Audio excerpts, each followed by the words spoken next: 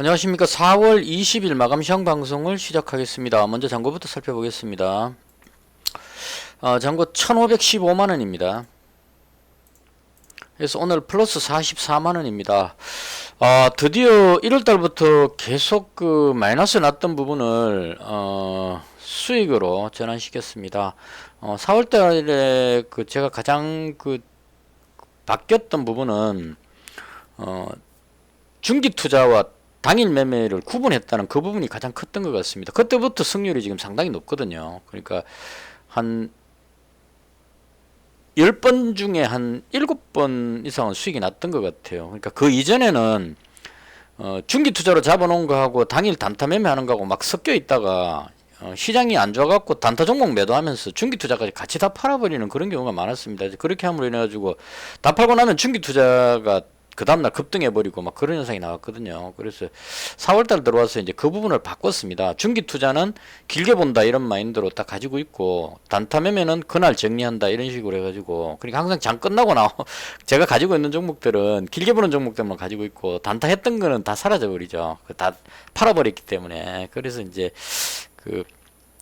이제 어떤 분들이 보시기에는 너무 바닥권에서 올라오지도 않은 그 종목들만 가지고 있는 것처럼 그렇게 보였는데, 실제로는 당일 매매는 급등하는 종목들 따라서 많이 연습을 많이 했습니다. 그래서 오늘은 이제 가지고 있던 종목이 퍼스텍이 급등하는 부분도 있었고요. 지금 44만원 수익 난 게 퍼스텍 상승하는 상한가에서 제가 팔았기 때문에 거기서 이익 난 부분도 있고, 그 다음 손실 난 것도 꽤 있었습니다. 뭐 한미글로벌하고 유신하고 뭐 이렇게 손실 났는데, 도화까지 다 손실 났었죠. 났는데 당일 매매에서 어느 정도 수익을 봐가지고 좀 손실을 커버하고 전체적으로 수익을 올렸다 이렇게 보면 될 것 같습니다. 그래서 오늘은 일단 시장이 안 좋은데도 불구하고 그동안 손실을 다 많이 했다는 부분에 대해서 개인적으로 상당히 좀 만족을 하는 그런 날이었다 이렇게 말씀드리겠습니다. 자, 그리고 시장에 대한 부분인데요. 제가 느꼈던 거를 제가 대본 없이 그냥 방송 장 끝나고 나면 머릿속에 떠오르는 대로 그냥 쭉 방송을 하기 때문에 약간 두서없이 왔다 갔다 할 수 있습니다. 그 부분 좀 감안하고 들어주시면 좋겠습니다. 아침 방송할 때 제가 말씀드리는 부분인데요.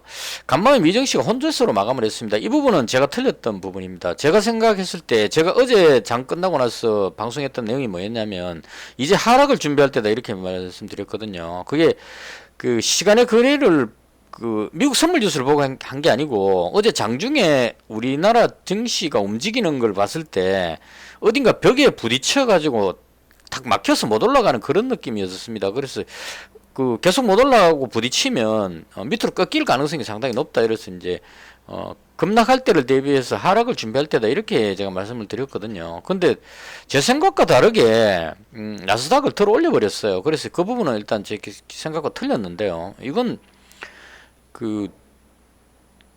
역시 미국 증시는 이제 이걸 말아 올리나 이런 느낌, 그걸 또 말아 올리는 식으로 그렇게 해서 이제 이 재상과 빗나갔는데, 결정적이었던 게 뭐냐면, 장 끝나고 나서 테슬라가 순이익 발표가, 실적 발표가 나왔는데요. 매출은 조금 올랐는데, 순이익이 전년 대비 24% 급락했다고 나와버렸습니다. 그러니까 이게 이제 여러 군데에 문제가 될 수 있다는 거죠.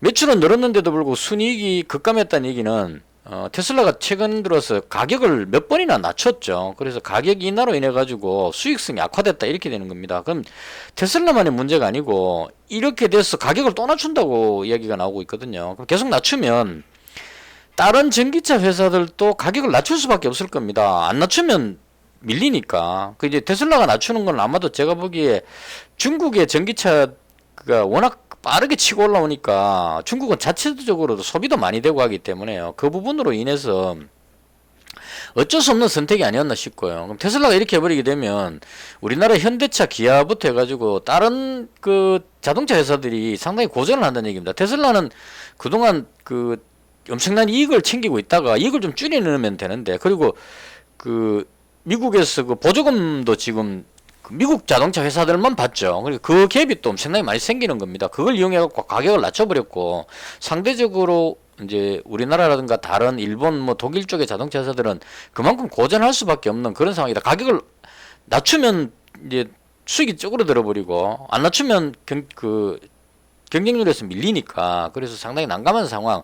이 부분이 이제 상당히 컸다고 봅니다. 그래서 우리나라도 뭐 현대차, 기아부터해서 자동차 부품주 이런 쪽이 전부 다 이제 문제가 될 수 있다 이렇게 봐서 상당한 악재라고 봤거든요. 그리고 필라델피아 반도체 지수가 1% 정도 빠진 이 부분도 조금 부담이 됐습니다. 반도체가 밀리면 이제 삼성전자부터 해서 올라가기가 힘들어진다는 얘기죠. 그래서 이런 것들로 인해서 상당히 시장이 안 좋을 걸로 봤고, 여기서 이제 한 가지 생각해야 될 게 외국인 선물 매도 체크가 필수라고 제가 말씀드렸는데, 이건 왜 그러냐면 제가 어저께부터 계속 지금 말씀드리는데, 외국인이 그 현물 주식을 상당히, 거래소 주식을 상당히 많이 가지고 있는 상태입니다. 많이 가지고 있는데도 불구하고 해지를 안 하고 있다는 얘기죠. 지금 옵션은 콜 매도, 풋 매도 해갖고 양매도를 쳐놨기 때문에 그건 뭐 큰 의미가 없다고 봐야 됩니다. 그냥 그 횡보시킨다 이런 의미이기 때문에 그건 관계가 없는데, 선물을 매수를 하고 있기 때문에 지수가 급락해 버렸을 경우에 그 선물 부분에 그 손실 부분하고 현물의 손실 부분이 합쳐지기 때문에 상당히 위험한 그런 상태라고 보여졌습니다. 그래서 이걸 정상적으로 하려면 외국인이 그 해지를 하려면 선물 매도가 나와야 된다는 얘기죠. 그래서 제가 말씀드린 게 이제 외국인이 가지고 있는 현재 포지션을, 선물이라든가 현선물에 대한 이 포지션을 선물 매도 치면 급락해버리면 손실이 생기니까, 이걸 손실을 안 생기게 하기 위해서 그 급락 안 시키게끔 방어를 하는 방법이 하나가 있고요. 아니면 손실 보더라도 그 이제 앞으로 지수가 하락한다고 생각한다면 손실 보는 한이 있더라도 선물 매도를 쳐갖고 해지를 했을 겁니다. 근데 오늘 외국인이 선택한 거는 선물을, 그 현선물을 다 매수해 버렸습니다. 현물을 그 1,500억 정도 매수하고요. 선물을 한 490억 정도 매수해가지고 현선물 동시 매수를 해가지고 지수를 방어해버렸다 이렇게 보시면 될 것 같습니다. 그래서 오늘 이 외국인이 그 거래소를 방어를 했기 때문에 그나마 거래소는 0.46%밖에 안 빠졌습니다. 안 빠졌는데 코스닥은 방어할 필요가 없죠. 외국인이 코스닥을 3천억 던져버리고 그 기관도 한 2,400억 던져버리니까 코스닥은 2.5%나 급락해버리는 그런 현상이 나온다 이런 얘기입니다. 그래서 이런 상황이 되기 때문에 외국인 선물 매도가 상당히 중요하다 이렇게 보시면 될 것 같습니다. 그러니까 지수로 보자면 미국 지수부터 한번 볼게요. 지금 그 나스닥이 어제 그 미국 선물 지수가 하락하고 있었기 때문에, 하락하고 있다가 갭으로 떨어진 걸 끌어올렸기 때문에 이 모양이 나왔는데, 만약에 보합에서 출발했다면 쭉 밀렸을 음봉이 나왔을 가능성이 상당히 높습니다. 그래서 그나마 덜 올렸기 때문에 우리 증시에서 좀 긍정적으로 보여졌는데, 결과적으로 이 모양이 고점 찍고 밀리는 그림이거든요. 그래서 오늘 저녁에 미증시가, 나스닥이 오늘 한 번 더 이제 지켜보자 이런 의미죠. 외국인들이 하는 행동이 오늘 저녁에 미증시가 상승하면 그나마 이제 손에 덜 보고 선물 매도를 해가지고 해지를 할 수 있다 이렇게 생각하는 것 같습니다. 근데 만약에 오늘 저녁에 나스닥 지수가, 지금 테슬라가 밀릴 거는 어느 정도 기정사실이니까 다른 종목들까지 해가지고 만약에 이게 밀려가지고 하락하는 그림이 나와버리면 국내 증시에서 거래소가 오늘 안 내려간 것까지 내일 다 내려가야 되는 상황이 생깁니다. 그래서 물론 이제 열어봐야 알겠지만 미증시가 안 빠지고 그냥 견조하게 또 이걸 말아 올리나 해갖고 올려버리면은 아무 문제 없겠죠.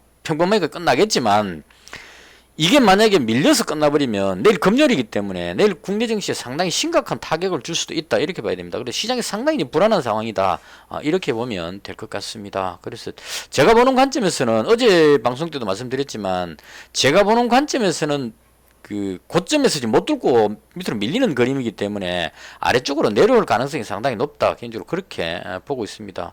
그리고 오늘 보시면 거래소는 외국인이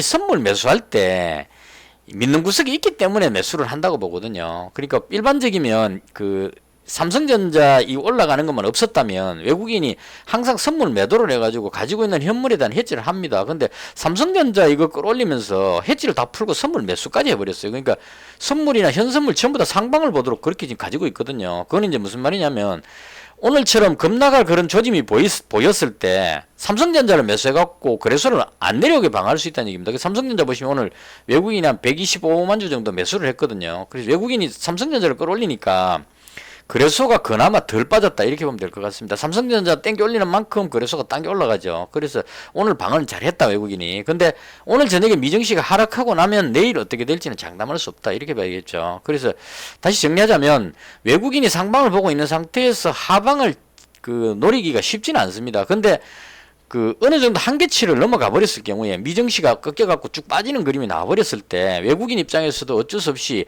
이때 급락할 때 이 그림 있죠.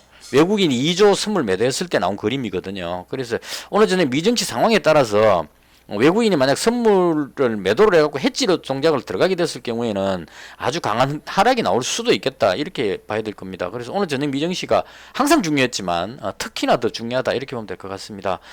반면에 이제 코스닥은 외국인이 방어할 필요가 없죠. 이 선물 같은 게 없기 때문에 그냥 한 3천억 던져버린 거죠. 그래서 안 판 거를 전부 코스닥에다 다 화풀이해갖고 팔아버렸는데요. 2.5%나 급락해버렸습니다. 근데 이게 지금 하락을 했지만 하락했으니까 많이 빠졌으니까 오르겠지 이렇게 생각하면 저는 아니라고 봅니다. 왜냐하면 너무 많이 올랐다는 겁니다. 코스닥만 유별나게 지금 이게 에코프로하고 2차전지 때문에 오는 착시 현상인 것 같은데요. 2차전지가 워낙 많이 오르다 보니까 코스닥이 전 세계의 상승률 1위를 차지할 정도로 많이 올라왔죠. 그러니까 오늘 이 빠진 2.5%는 그동안 올라온 거에 비하면 얼마 안 된다는 얘기입니다. 다른 증시, 해외 증시 보시면 나스닥 한번 볼까요?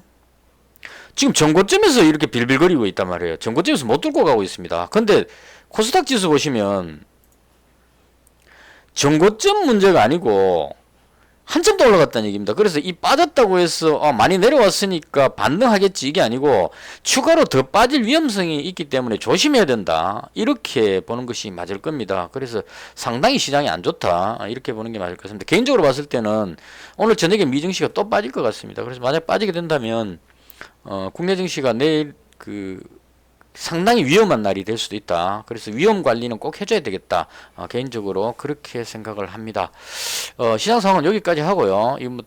너무 안 좋은 이야기, 하락한다는 얘기를 하면 별로 안 좋아하시기 때문에 일단 개인적인 견해가 그렇다 이렇게 말씀드리고요. 그 다음 계속 말씀드리지만 환율이 지금 1324원이거든요. 이게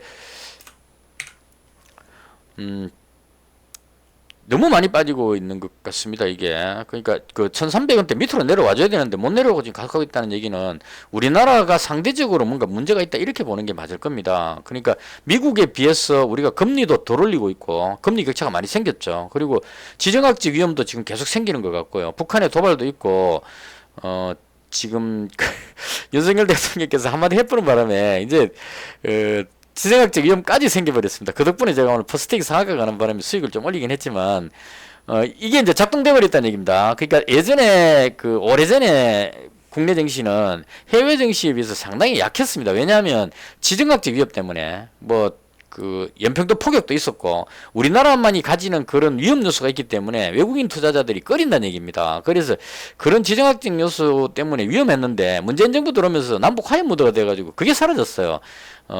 전쟁 위험 이런 게 없어서 한반도에서 지정학적 위험이 없어져 버렸거든요. 근데 이게 지금 이번 정부 들어가고 다시 생겼다는 겁니다. 북한도 도발할 수 있는 상황인데 언제든지 핵폭탄이 날라올 수 있는 상황인데 이제 러시아까지 우리를 위협하고 있는 그런 상황이 되어버렸습니다. 그래서 이런 부분들로 인해서 원화가 상대적으로 약세를 보이는 것이 아닌가 이렇게 볼 수도 있다는 겁니다. 그래서 이 부분이 상당히 계속 체크해야 되는 부분이다 이렇게 봐야 될 것 같습니다. 지금 상당히 불안합니다. 여러 가지로.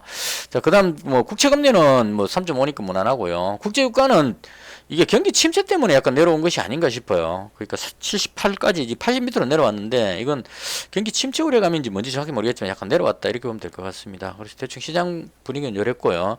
그다음 오늘 제가 매매한 거 중심으로 설명을 드리겠습니다.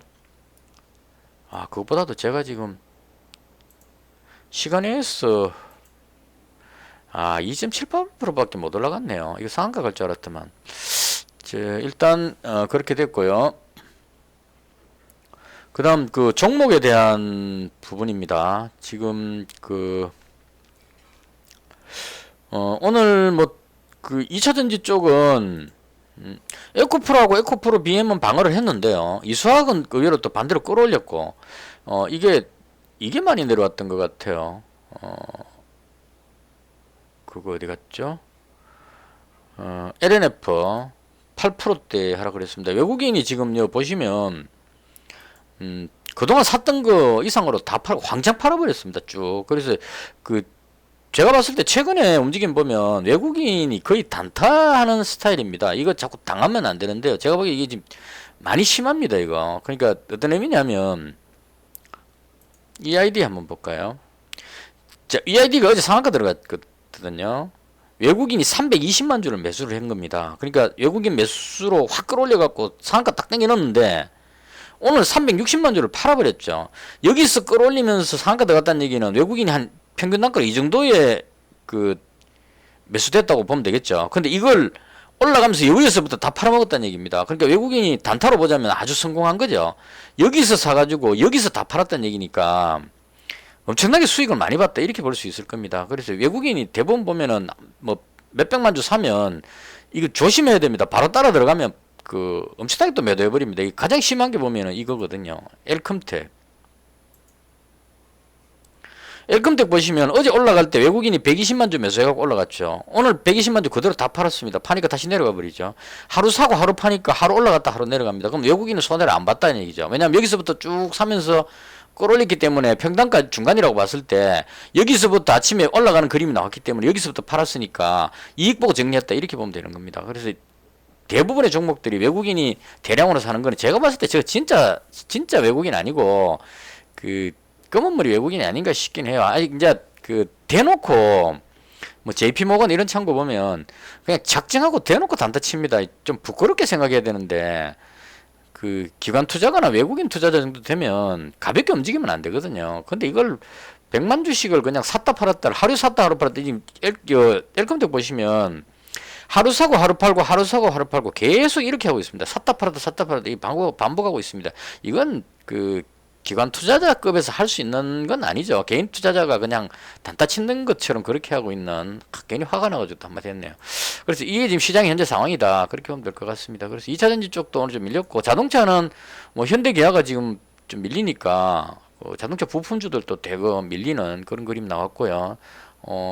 원전은 아침에 호재성 뉴스 나와가지고 강하게 상승하다가 시장이 밀리니까 같이 밀려버렸습니다. 그래서 원전도 밀렸고 뭐 다 밀린 것 같아요. 보시면 중국 관련주 이건 뭐 중국 리오프닝 해가 좋다고 막 떠들어 샀던데 밀리죠. 제가 잡으려고 지금 해놓은 줄이 여기인데요. 여기도 지금 안 잡고 더 빠지면 잡을 생각입니다. 한 이 정도 사게 잡도록 그렇게 할 생각입니다. 그래서 시장 무너질 때는 대책이 없다 이렇게 보면 될 것 같아요. 그래서 일단 대체로 다 밀렸고요. 그 다음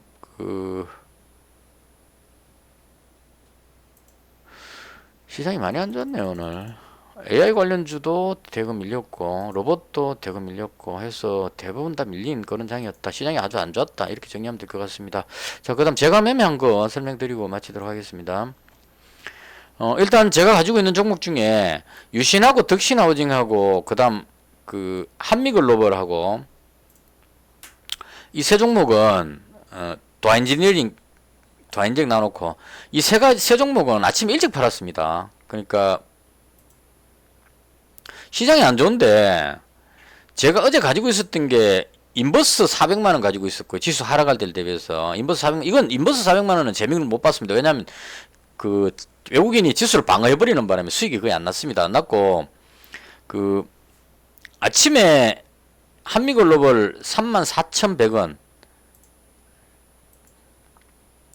34,100원이니까 아침에 여기서 오르락내리락하다 못 올라가길래 여기서 팔았죠. 그러니까 그 어제 가격보다 50원 비싸게 여튼간 보합에 팔았다 이렇게 보면 되겠죠. 보합에 이제 그 한미글로벌 정리했고요. 그 다음에 유신도 마찬가지로 한미글로벌 팔고 나서 유신도 바로 팔았습니다. 33,700원에 팔았거든요. 33,700원이니까 이거 무너져 내려올 때 이때쯤 여기쯤에서 팔은 것 같아요. 34,700원 이 내려올 때 이때 팔았던가 하여튼 이쯤에서 정리했습니다. 정리했고 그 다음 그 도아인지니어링은 300만원 가지고 있었는데 이것도 너무 많이 가지고 있는 것 같아서 대충 8,610원이니까 이쯤에서 200만원 정리하고 지금 100만원 남았다 이렇게 보시면 될 것 같아요. 그것도 다 팔고 30만원 가지고 있다가 마지막 여기서 추가로 더 잡았습니다. 그러니까 이제 결과적으로 손실이 거의 없는 상황으로 보합권에서 다 팔고 약간 내려와서 팔고 30만 원 남겨놨었는데요. 마지막 종가에 다시 샀기 때문에 30만 원 가지고 있다.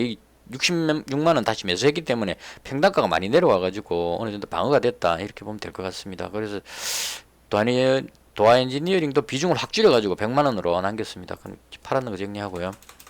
덕신하우징하고 유신하고 한미글로벌 이거 빨리 팔았기 때문에 손실이 좀 줄었다. 이렇게 보면 될 것 같습니다. 그 다음 한일단조인데요. 오늘 강했던 게 퍼스텍이 대장으로 올라갔습니다. 이게 아침에 깜짝 놀랐습니다. 제가 가진 종목에 이런 행운이 있을 줄은 몰랐는데요. 항상 보면은 급등하는 종목들 뒤에 보면 이런 식으로 올라가거든요. 강하게 쭉 치고 올라가고 쭉 올라가 버리죠. 그래서 이런 그림이 제가 가진 종목에서 나왔다는 게 깜짝 놀랐습니다. 근데 아쉬운 거는 제가 200만 원 가지고 있었거든요. 여기서 100만 원 팔았겠죠, 당연히. 제 기준으로는 이게 특별한 재료가 아닌데 러시아에서 위협했다고 해서 그렇게 뭐 대단한 위협인가 이런 생각이 들어갖고 여기서 팔았어요. 일단 익신을 했는데 상한가 들어가 버렸습니다. 그래서 여기서 100만 원 팔고 여기서 상한가에서 100만 원 팔았습니다. 그래서 여기서 수익이 많이 났어요. 오늘 200만 원 가지고 있다가 이쯤에서 100만 원 팔고 그 다음 상한가 여기서 100만 원 팔고 이 상한가 100만 원 판 거는 왜 팔았냐면 아침에 상한가 들어갔었어요. 그래서 여기서는 가지고 있었는데 풀려버렸습니다. 이렇게 풀려버려가지고 이 풀려버리면은 여기서 풀렸죠. 풀려버리면은 다시 끌어올리기가 상당히 힘들거든요. 그래서 무너질 것 같아가지고 요거 다시 올라갔을 때 요때 탁 칠 때 요때 정리를 했습니다. 그러니까 4,840원 4,835원 이렇게 해가지고 한 틱 밑에서 팔거든요. 안 팔리면 안 되니까. 그래서 팔고 다시 이제 밀렸습니다. 밀려갖고 마지막에 다시 내려왔길래 종가에 다시 잡았습니다. 이건 도화엔지니어링을 8,600원에 퍼스텍을 4,720원에 잡고 나서 뒤로 좀 밀렸네요. 퍼스텍 4,720원. 제가 이 종가에 안 잡고 그 전에 잡았네요. 여기서 잡았네요. 4,720원. 이걸 왜 그랬지? 종가에 잡으려고 그랬는데. 안 잡힐까봐. 그렇죠. 4,650원입니다. 착각했다. 4,720원에 주문 넣은 거는 종가에 체결 안 될까 싶어가지고 높여서 이제 주문 넣어놨습니다. 근데 4,650원에 체결이 됐죠. 그렇지. 체결가를 봐야 되는데 종가에 다시 100만 원을 잡았습니다. 이렇게 했던 이유는 오늘 올라가긴 했는데 이게 상한가 들어가서 다시 뛰기에는 조금 부담스러웠습니다. 그래서 일단 익실은 하고 상한가에서 익실은 하고 그다음 만약에 안 밀리고 종가에 다시 상한가 들어가면 상한가에 다시 잡으면 되니까요. 그래서 일단 팔았다가 뭐 그래봐야 한 5% 정도 이익 받겠네요. 여기서 다시 100만 원 잡았다 이렇게 보시면 될 것 같습니다. 그러니까 이게 아직까지 재료가 살아있기 때문에 팔고 나서 다시 잡았다. 그래서 오늘은 전쟁 관련주 중에는 퍼스텍이 대장이었고요. 야 강하게 올라가니까 빅텍이 따로 올라왔어요. 10몇 프로까지 올라갔는데 17%인가까지 올라갔는데 빅텍 뒤로 밀리니까 확 빠져버리죠. 그다음 한일단조 100만 원 가지고 있었는데 얘는 거의 뭐 여기서 바로 팔았습니다. 이 부분에서 다 팔아버렸습니다. 왜냐면 자동차 부품 쪽하고 연결되기 때문에 이 종목은 올라가기 좀 벅차다 이렇게 생각했습니다. 그래서 퍼스텍만 남기고 다 팔자 이런 의미로 팔아가고 정리해버렸습니다. 그래서 한일단조 팔았고요. 빅텍은 아침에 매수하려고 그랬는데 못 잡았어요. 이게 워낙 급등해버리는 바람에. 그래서 이렇게 해서 퍼스텍하고 도화엔지니어링 남겨놨고 그 다음 이제 오늘 추가로 잡은 종목이 미래생명자원하고 사도시푸드 잡았거든요.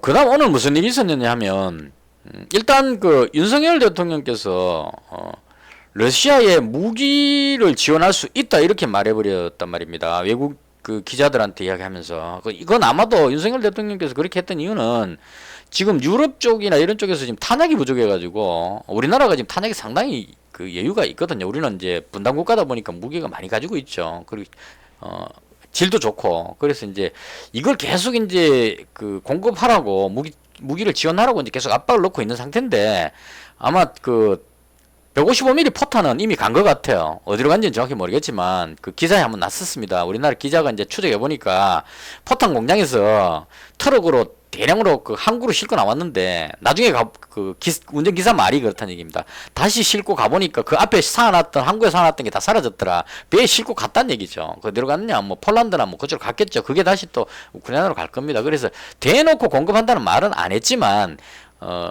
은연중에 공급하고 있다 이렇게 보는 게 맞을 겁니다. 그래서 이런 상황인데다가 지금 윤석열 대통령이 그 미국에 그 바이든 대통령 만나러 가야 된다는 거죠.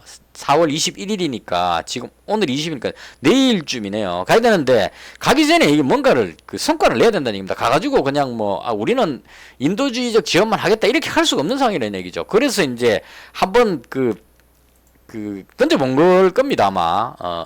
그러니까 북한이 러시아를 도와주러 파병한다는 5월달에 파병한다는 얘기가 나오니까 그런 쪽으로 해서 만약 뭐 대량 살상 이런 쪽에 어떤 인도적인 문제가 생긴다면 전제해놓고 우리가 무기를 지원할 수 있다 이렇게 된 겁니다. 근데 이게 러시아한테 상당히 민감한 겁니다. 왜냐하면 우리나라의 그 K9 자주포나 뭐 이런 무기들이 천궁병등 해갖고 엄청나게 위력이 좋기 때문에 이걸 우크라이나로 가게 되면 러시아가 엄청나게 위협을 받을 수 있는 상황일 겁니다. 그만큼 우리나라가 무기가 강하기 때문에. 그래서 러시아가 바로 반발하죠. 대충 나온 거 보면 이런 겁니다. 무기를 보내면 한국도 러시아 우크라이나 전쟁에 참전한 것으로 간주하겠다 이렇게 나오죠. 그리고 우리가 북한에다가 최첨단 무기를 지원해주면 한국이 어떻게 나오는지 한번 보겠다 이런 식으로 이야기를 하는 겁니다. 그러니까 러시아가 가지고 있는 초음속 미사일 같은 거 핵무기 관련된 이런 것들 지원해버리면 우리가 당장 위협을 느낀다는 얘기죠. 그래서 그런 부분들로 해서 위협을 하니까 전쟁 관련주의 스택이 급등했다. 이건 말이 맞는 거죠. 해당이 된다는 얘기입니다. 근데 그 다음으로 또 뭐가 문제냐면 전 세계에서 사료 곡물 수출이 1위가 러시아랍니다. 5위가 우크라이나고. 근데 러시아가 만약에 우리나라 쪽에다가 압박을 넣으려면 예를 들어 갖고 우리가 무기를 우회적으로 수출했을 경우에 러시아가 한국에 곡물 수출 안 하겠다 이렇게 해버렸을 경우에 엄청나게 타격을 줄 수 있다는 얘기죠. 그러니까 러시아가 우리나라한테 타격 줄 수 있는 게 곡물이 가장 가능성이 높다는 얘기입니다. 왜냐하면 곡물 수출 1위니까. 그래서 러시아가 그런 위협을 할 가능성이 있겠다 싶어가지고 움직인 게 곡물 관련주, 사료 관련주였거든요. 그래서 오늘 사료 관련주 스토리가 보면 저도 이거 신성홀딩스 한번 들어갔다가 단타로 조금 먹고 나왔었고요. 단타 쳤고. 그 다음 이제 이거 다 설명이 기니까 대충 그냥 요약해서 말씀드릴게요. 하고 그 다음에 이제 쭉 분석을 해봤는데 어느 게 대장인지를 알아야 되잖아요. 그래서 사료 관련주가 오늘 움직인 건 팜스토리가 대장인 것처럼 움직였어요. 얘가. 근데 가격이 저렴했기 때문에 올라가지 않았나 싶습니다. 그리고 한일사료는 원래부터 사료 움직일 때 과거부터 원조 대장격으로 움직였던 종목입니다. 근데 위치가 보면 이거 올라가기 상당히 어려운 매물대에 맞춰있기 때문에 올리기 힘들죠. 그리고 한일사료가 옛날에 한일사료지 지금 맞지는 않다는 얘기입니다. 그래서 분석 좀 해보니까 미래생명자원 얘가 가장 좀 적합해 보였습니다. 이건 제 기준으로 해본 겁니다.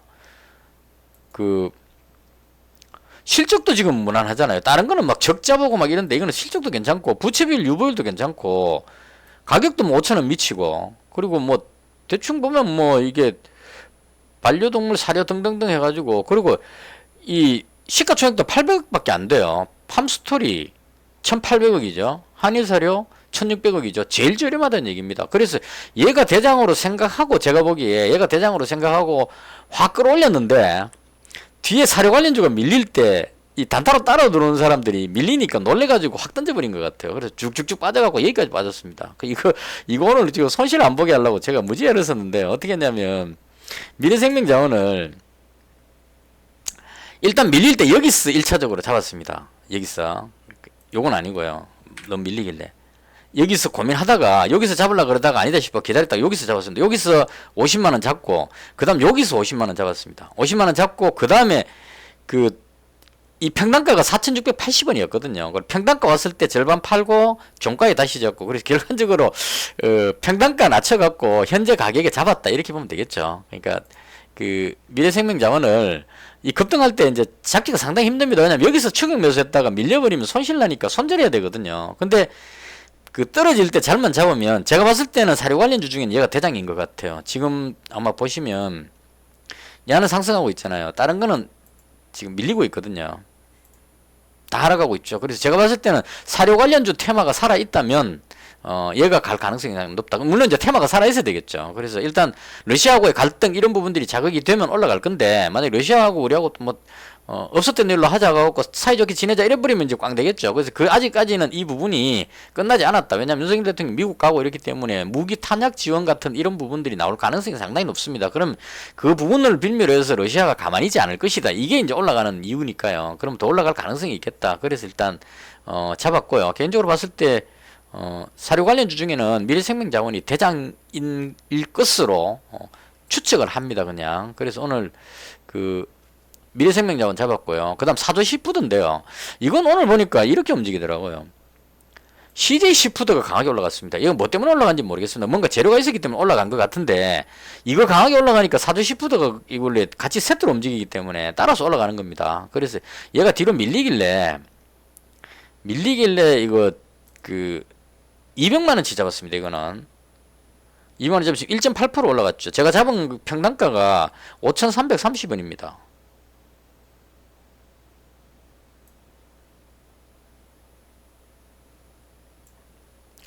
이거는 왜 자신있게 잡았냐면, 사료 관련주가 올라가니까 CJ시푸드가 따라 올라가는 경향이 있더라고요. CJ시푸드 올라가니까 사도시푸드가 뒤를 따라가는 이런 식으로 올라가더라고요. 근데 이 사료 관련주는 솔직히 좀 자신이 없었어요. 왜냐하면 이 러시아하고 갈등이 해결돼 버리면 내려가기 때문에. 근데 이 사도시푸드하고 CJ시푸드는 후쿠시마 원전 방류가 그 재료거든요. 그러니까 사도시푸드 같은 경우에는 원전 오염수 방류한다 그러면 급등합니다, 이 종목은. 그래서 지금 거의 바닥 다지고 계속 노리고 있었습니다, 이거. 언제 돌리나 보자 그러고 계속 지켜보고 있었는데, 오늘 뭐 그 이유는 뭐 사료 관련주 때문에 올라갔든 어떻게 됐든 간에 결과적으로 얘가 방향을 돌렸기 때문에 이제는 여기서 뒤로 내려오기는 쉽지 않을 겁니다. 왜냐면 후쿠시마 원전 그 오염수 방류는 할 것 같거든요. 일본에서 안 할 수가 없어요, 지금 제가 보기에는. 왜냐면 그 오염수가 빗물이 자꾸 들어가고 꽉 차가 있기 때문에 충분히 정류를 했는 상황이기 때문에 방류를 안 할 수는 없을 겁니다. 그거 정발시키기도 어려울 거고,